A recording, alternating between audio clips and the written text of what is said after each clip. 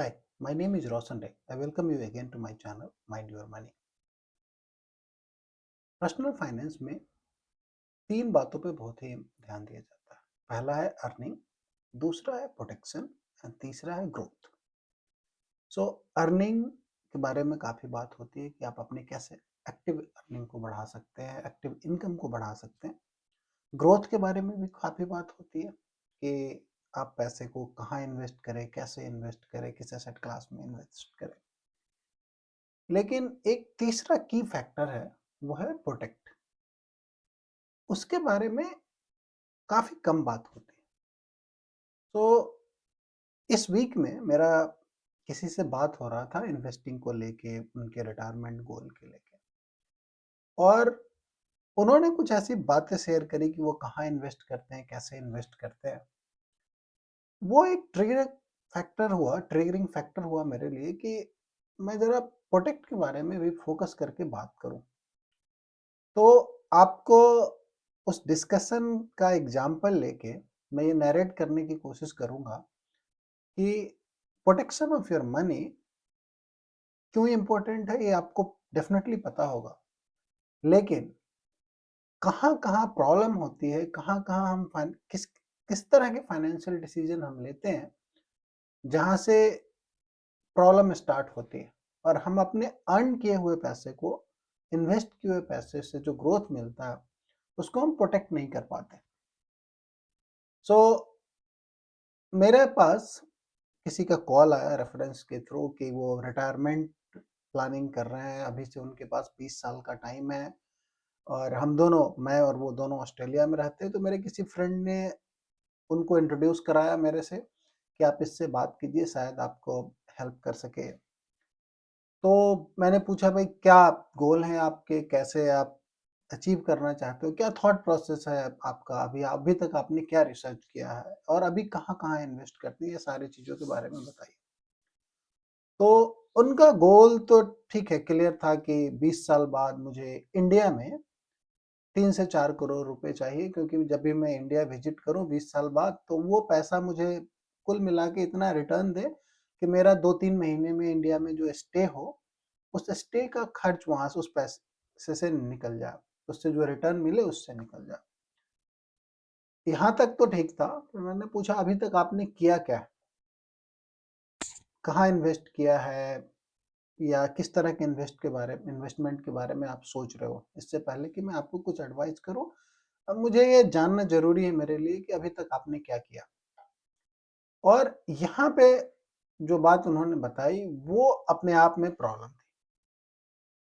वो कह रहे थे कि एज एन एनआरआई, जब वो इंडिया पिछले सालों में विजिट किया है, तो उनके किसी दोस्त ने उनको कन्विंस करके, मैं नहीं कहूँगा फोर्स करके, उनको कन्विंस करके 2 अलग-अलग यूलिप प्लान बेच दिया। और वो भी कितने का? साल के 3 लाख रुपए का एक यूलिप प्लान है, और साल के 3 लाख रुपए का दूसरा यूलिप प्लान है। एक यूलिप प्लान में वो ऑलरेडी 5 साल से इन्वेस्ट कर रहे हैं, और दूसरा शायद 2 साल पहले उन्होंने शुरू किया। सो 6 लाख रुपए ईयरली का यूलिप प्लान में इन्वेस्ट कर रहे हैं। अब आप कहोगे कि इन्वेस्टमेंट तो ही करने हैं, इसमें आप जो प्रोटेक्शन की बात कर रहे थे, पैसे को प्रोटेक्ट करने की बात कर रहे थे, उसका क्या लेना देना?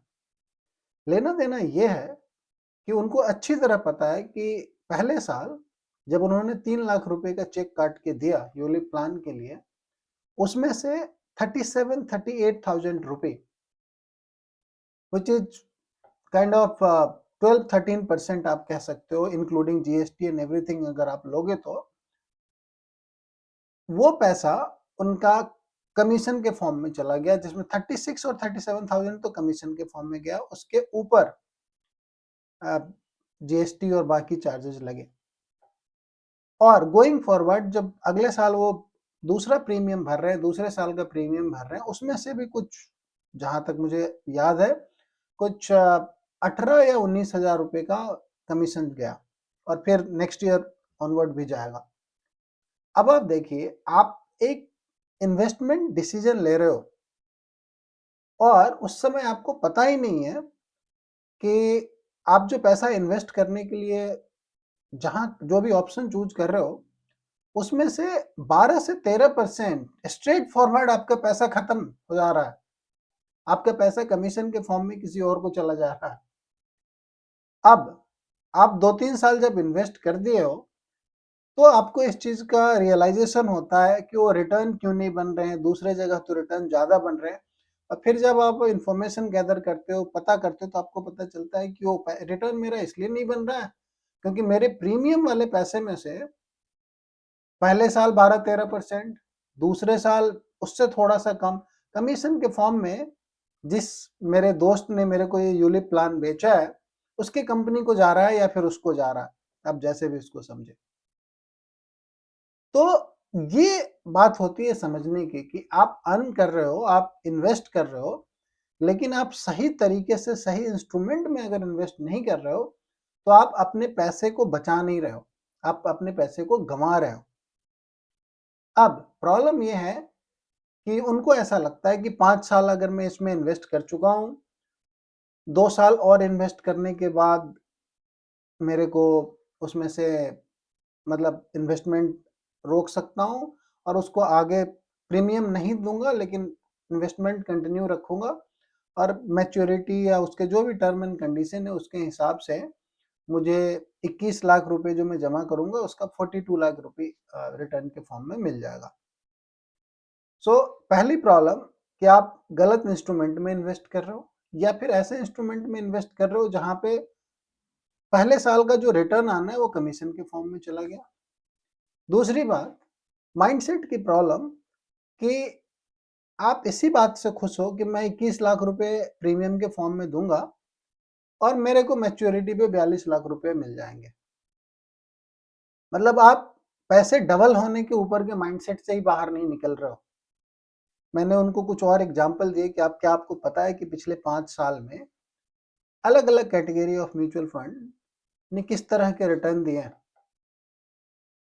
तो उनको ये शौक लगा, लेकिन फिर भी अपने वो यूलिप वाले डिसीजन को रोल बैक करने और रोकने में काफ़ी हिचकिचा रहे थे और शायद वो ना भी करें, वो उनका पैसा है, उनका कॉल है। तो आप इस बात को समझिए कि अगर कोई पैसा कमा रहा है, खूब पैसा कमा रहा है, एनआरआई हो, इन सब चीज़ों का उस इंसान के फाइनेंशियल आईक्यू से बहुत कम लेना-देना होता है।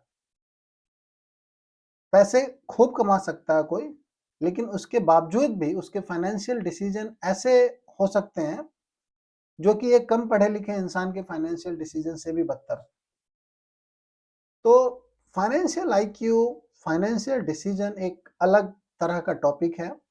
इसको एक अलग फ्रेम ऑफ माइंड से देखा जाता है, समझा जाता है। अब आपको उनका दूसरा मिस्टेक बताता हूँ। वो रहते ऑस्ट्रेलिया में हैं, यहाँ पे सेटल है, घर है, फैमिली है, यहाँ पे जिसको हम इंडिया में पीएफ बोलते हैं, सुपर के थ्रू उनका इंश्योरेंस है और दूसरे तरह का भी इंश्योरेंस है। उसके बावजूद भी उन्होंने इंश्योरेंस वहाँ ले रखा। अब मैंने पूछा क्या आपको पता है कि अगर आपके साथ कुछ हो जाता है, तो उस इंश्योरेंस का जो क्लेम अमाउंट है वो आपके लिए एप्लीकेबल होगा? क्योंकि आप अब पहले आपने जब यहाँ के परमानेंट रेसिडेंट थे तब आपने इंश्योरेंस लिया, अब आप सिटीजन हो ऑस्ट्रेलिया के और आपका इंश्योरेंस का प्रीमियम आप इंडिया में भरे जा रहे हो। तो ये दूसरा मिस्टेक था। और तीसरा मिस्टेक, पैसे को प्रोटेक्ट करने के पॉइंट ऑफ व्यू से बात आगे बढ़ी, तो उनको मैंने सजेस्ट किया कि भाई आप इस तरह से अप्रोच कर सकते हो जितना पैसा आप अचीव करना चाहते हो। तो उनका आया कि मैं ये कुछ 30-40 हज़ार रुपये पर मंथ के हिसाब से इन्वेस्ट कर सकता हूँ और जब ये यूलिप का प्रीमियम जाना बंद हो जाएगा पहले वाले यूलिप में, तो मैं वो सारा पैसा इस तरफ रीडायरेक्ट कर सकता हूँ। मैंने कहा ठीक है, आप यूलिप पे आपका कॉल है, मेरा काम है आपको एडवाइस देना, आप कब रोकेंगे नहीं रोकेंगे। लेकिन ये जो म्यूचुअल फंड के थ्रू आप इन्वेस्ट करना चाहते हो, वो कैसे इन्वेस्ट करना चाहते हो, क्या रिसर्च किया है आपने?